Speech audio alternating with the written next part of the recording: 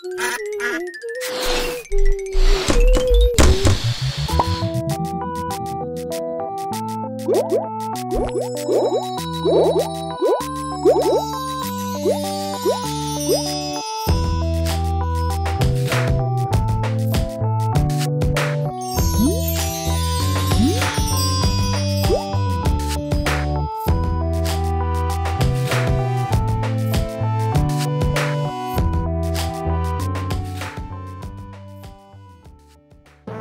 seems that once upon a time there was a kingdom without a princess, and this concerned the king and his ministers greatly.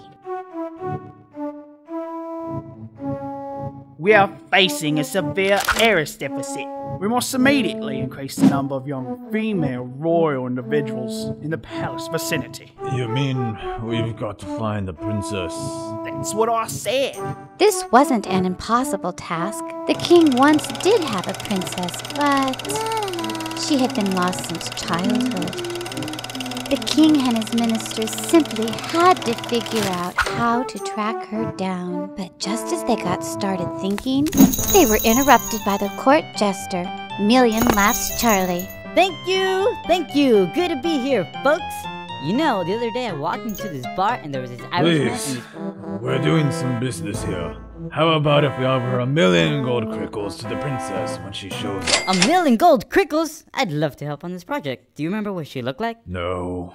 Good. I mean, that's too bad. She was a very little girl when she left. But I'll know her by the way she passes this test But I have in Million mind. Laughs Charlie wasn't listening anymore.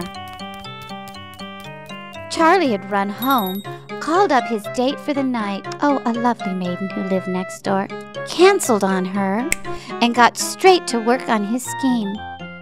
He recruited his friend Clyde, a rather big man with a rather small brain, to help. And before Clyde knew what had happened, he had a blonde wig, a lot of lipstick, and was on the way to the palace to meet the king. I don't want to be no princess. These high heels are killing me. Shush!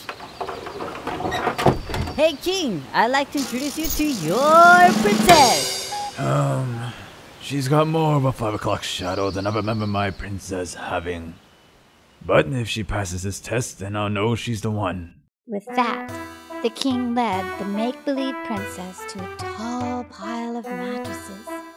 Under the bottom mattress, he explained, there was a small pea.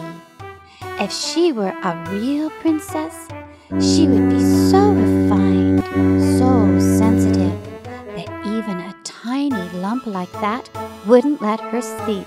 The make-believe princess climbed to the top of the pile and lay down as Charlie the king and his ministers waited at the bottom. In the morning, the king and his court climbed to the top, and sure enough, the make-believe princess was snoring away blissfully. Aha! This individual lacks the qualities necessary to be a member of the royal family. He means this ain't no princess. Charlie and Clyde found themselves escorted out of the palace, helped along by a swift kick or two from the palace guards. Now you done it, you hussy? But Clyde didn't get off that easily. Over the next few days, Charlie dressed his friend up in a red wig, a brown wig, and a browner wig. Hoping to keep him up, he would feed Clyde coffee and tell him scary tales about monsters and politicians. But each time, Clyde would sleep soundly through the night. And in the morning, he would be forced to leave the palace, rubbing his rear. After several days of this, the two dejected men went back to Charlie's house to regroup. There, Charlie's neighbor was out in the yard, washing her carriage. Hey, honey, my business deal fell through. Got some free time on my hands. What say we go out, Sorry, have a bite to Charlie. eat? I'm exhausted. I didn't get a wink of sleep last night. I think there was a pea under my mattress. Did you try maybe reading anything by Bill Shakespeare? Wait a sec, did it sleep a wink? Yes, Charlie had figured it out.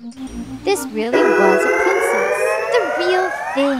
The girl that would get the 1,000,000 gold crickles and all the titles of her realm. Before you could say, greedy no good, Nick, Charlie had taken the girl to meet the king. Oh, darling, here's 1,000,000 gold crickles, minus 30% for taxes, plus your choice of any man in the kingdom. Wow! Any man in the kingdom? Oh, Clyde, will you be mine? Yay, for keeps. That's the story. The king had his daughter. The princess had her gold. And Clyde had the princess. And they all lived happily ever after. Oops! Almost all lived happily ever after. Poor Million Laughs Charlie spent the rest of his day unsuccessfully trying to sell unauthorized fairy tales to the king and his court. Want to buy a book? Come on, buy my book, please.